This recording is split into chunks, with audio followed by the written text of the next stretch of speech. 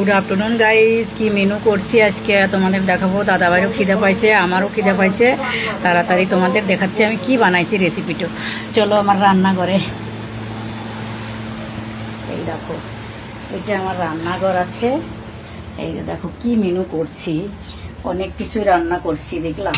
এই যে আমের টক, এই যে আর একটা মাছের একটা গুনগুনি করছি, এই যে আর এই দাদা ভাইয়ের ভাত ভাজছি প্লেটে, আমারও ভাজছি। আর এই দেখো চিংড়ি মাছের চপ, চিংড়ি মাছ দেওয়া লাউ দিয়ে ঘন্টার মতনই এরকম এই যে রান্না করছি।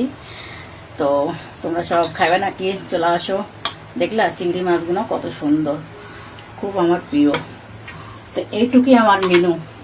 কীরকম হলো আমার রান্নাটা তোমরা সবাই কমেন্ট করে জানাবে। আর অনেক অনেক ভালোবাসা রইল, পাশে থাকবেন, পাশে আছি।